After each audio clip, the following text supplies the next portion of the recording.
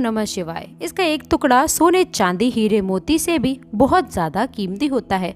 आपको पता नहीं, शायद लोग इसे पाने के लिए तरसते हैं। सभी लोगों को इसकी जानकारी नहीं होती है, अर्थात सभी लोगों के पास में इसकी जानकारी नहीं मिल पाती है। अगर आप जो है आज की इस वीडियो को मिस कर देते हैं तो सारी जिंदगी आपको पछताना पड़ सकता है।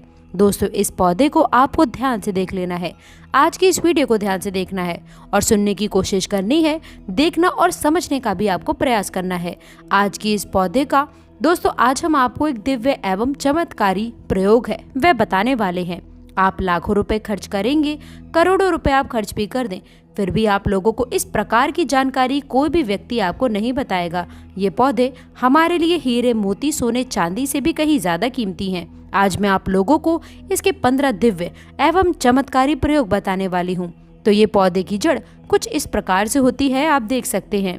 जबरदस्त चमत्कारी पौधा है, ये अपने अंदर चमत्कार को समाये हुए है और ये दिव्य पौधे हैं, ये दिव्य पौधों के श्रेणी में आते हैं। तो आज मैं आप लोगों को इसी के दिव्य एवं चमत्कारी प्रयोग के बारे में बताने वाली हूँ। दोस्तों, प्राचीन समय में जब जानवरों का प्राण निकलते थे, यानी कि जब उनका शिकार किया जाता था, जब राजा महाराजा वाण या फिर तीर से जब जानवरों को मारा करते थे, जब जानवरों के शरीर में जहर लग जाया करता था, तो जितने भी जंगल के जानवर हैं सब उसके नीचे आकर बैठ जाते हैं। ऐसा माना जाता है कि इस पौधे के नीचे में बैठने से बिल्कुल ही कैसा भी जहर हो, जानवरों का जहर लगा हो, वह समाप्त होने लग जाता है।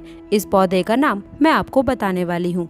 आप लोग इसके पत्ते भी स्पष्ट देख लीजिए और इसके दिव्य एवं चमत्कारी प्रयोग के बारे में भी बताएंगे। वीडियो में आपको अंत तक बने रहना है। वीडियो को आपको ध्यान से देखना है, ध्यान से सुनना है, ध्यान से आपको समझना है। बहुत ही दिव्य एवं चमत्कारिक पौधे रहने वाले हैं। इसके पत्ते कुछ इस प्रकार से देख सकते हैं, ये पलाश के पत्ते की तरह हैं। इसका क्या नाम है हम आपको बताते हैं। यदि आप जंगली इलाके से हैं तो बिल्कुल ही आप इस बात को भली भांति समझ से ही होंगे। दोस्तों, इसके जो बेनिफिट हम आपको बताएंगे, फायदे बताएंगे, बिल्कुल ही वो बहुत जबरदस्त है, चमत्कारी गुण से भरे हुए हैं और इसकी छाल का सबसे ज्यादा प्रयोग किया जाता है। तो चलिए अब इसके बारी बारी से प्रयोग बताते हैं। लेकिन अभी तक आपने वीडियो को लाइक नहीं किया है तो जल्दी से वीडियो को लाइक करके चैनल को सब्सक्राइब जरूर कर लेना और सच्चे हृदय से जितना ज्यादा हो सके कमेंट बॉक्स में जय श्री कृष्णा राधे राधे अवश्य लिखे। दोस्तों, इस प्रकार से इसकी छाल है, जरा ध्यान से देखिए। इस प्रकार से इसकी छाल होती है, ये सूखा छाल है। सांप के काटने पर इसकी छाल को पिलाने से 101% सांप का जहर समाप्त हो जाता है। ग्रामीण इलाकों में आज भी इसकी छाल को पीस करके जब किसी को सर्प काट जाता है तो पिलाया जाता है। केवल इसकी 3 ही खुराक से कैसा भी सांप का जहर हो, सांप का जहर समाप्त होने लग जाता है, सांप का विष समाप्त हो जाता है। दोस्तों, इस पौधे के नीचे अगर जहर खाया हुआ व्यक्ति को यदि बैठा दिया जाए तो बिल्कुल ही ये जहर को समाप्त कर देता है। कैसा भी जहर खा लिया हो, ये जहर को समाप्त कर देता है। दोस्तों, ऐसा माना जाता है कि अगर कोई शराबी ज्यादा शराब पी ले तो उसको पेड़ के पास लिटा देने से या फिर इसके नीचे बैठा देने से शराब का जो असर होता है वह तुरंत खत्म हो जाता है। दोस्तों, ला इलाज गंभीर बीमारी को भी इसका चूर्ण ठीक कर देता है। जैसे कि बहुत से लोगों को कैंसर जैसी भयंकर बीमारी हो जाती है। अब ऐसा नहीं कहेंगे कि 100% ये काम करे, लेकिन कैंसर जैसी भयानक बीमारियों को भी ये ठीक करने का काम करता है। इसकी छाल आप किसी नुकीले पत्थर द्वारा निकाल सकते हैं।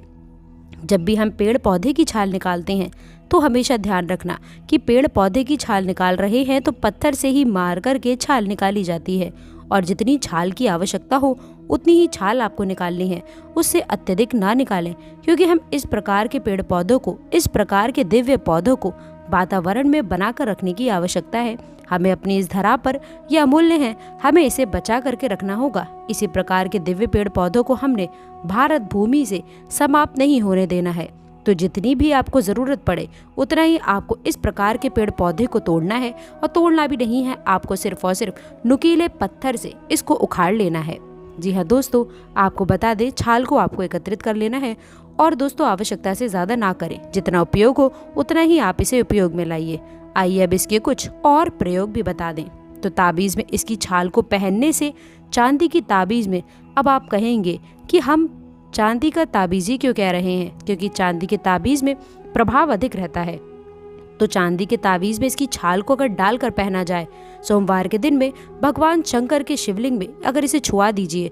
दोस्तों पहले आप चांदी के ताबीज में इसे भर लें और भगवान शंकर की शिवलिंग में इसे छुआ करके किसी को भी अगर आप पहना देते हैं तो ये बिल्कुल ही उसे सांप नहीं काटता, सांप बोल करके भी उसे नहीं काटता, सामने वाले व्यक्ति को कभी सर्प नहीं काटता है। दोस्तों इसके छिलके अगर घर में रखे जाएं, अर्थात घर के दरवाजे के पास में यदि रखा जाए तो सर्प कभी आपके घर में नहीं आएंगे। सर्प, बिच्छू, यहाँ तक कि जितने भी विषैले जीव जंतु कहे गए हैं कभी इसे लांग करके आपके घर में प्रवेश नहीं करेंगे। दोस्तों अगर आप कीड़ों से बहुत डरते हैं, कोई दवा काम नहीं आ रही, तो ये प्रयोग अवश्य करिएगा, 100% लाभ मिलेगा। दोस्तों मदिरा को ये पानी बना देता है।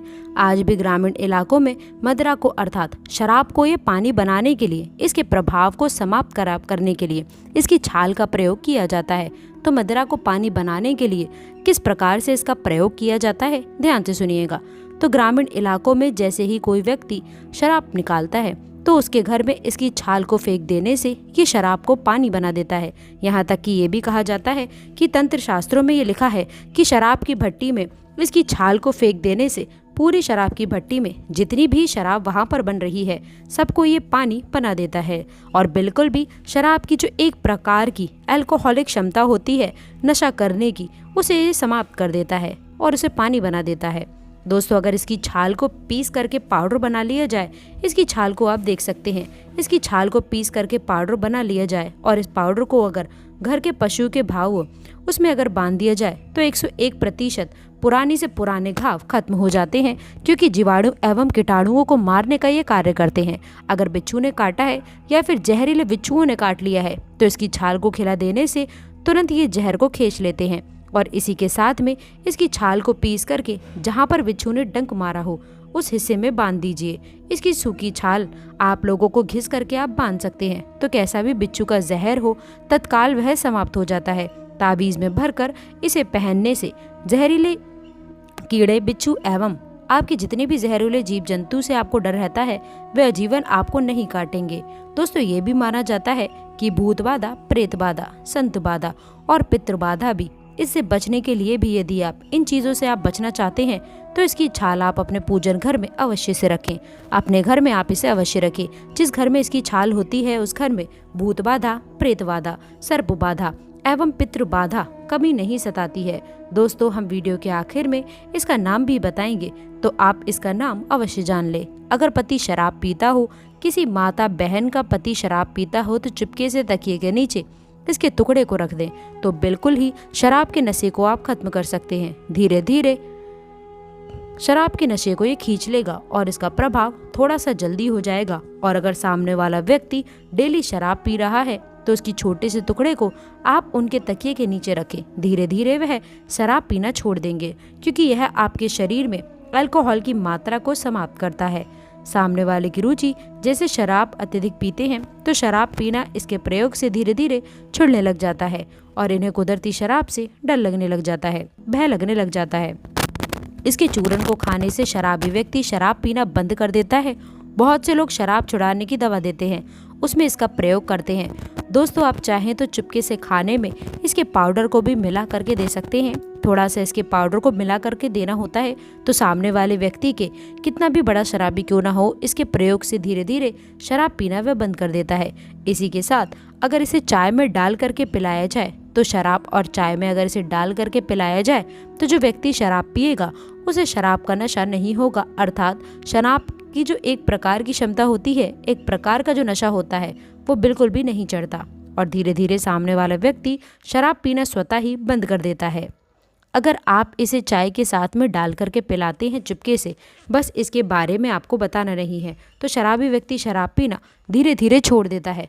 तो आप सभी लोगों के मन में भी ये जिज्ञासा होगी कि इस पौधे का आखिरकार नाम क्या है। दोस्तों इस पौधे को अलग अलग जगहों पे अलग अलग नाम से जाना जाता है। इस पौधे को विषनाशक बूटी के नाम से जानते हैं, इसे दमन के नाम से भी जानते हैं, इसे कई जगह दनीमन भी बोला जाता है। ज़्यादातर सभी जगह में इसे दहीमन के नाम से जाना जाता है। और इसे आपके यहाँ किस नाम से जानते हैं आप हमें कमेंट सेक्शन में ज़रूर बताना। दोस्तों समस्त पेड़ पौधों में भगवान कृष्ण वास करते हैं। कोई भी पेड़ पौधे को जब आप तोड़े या फिर पुष्प तोड़ें तो भगवान कृष्ण का नाम आप अवश्य ले लीजिए। इससे आपको पाप नहीं लगता। सच्चे हृदय से कमेंट बॉक्स में लिखे जय श्री कृष्ण। एक लाइक तो अवश्य करिएगा।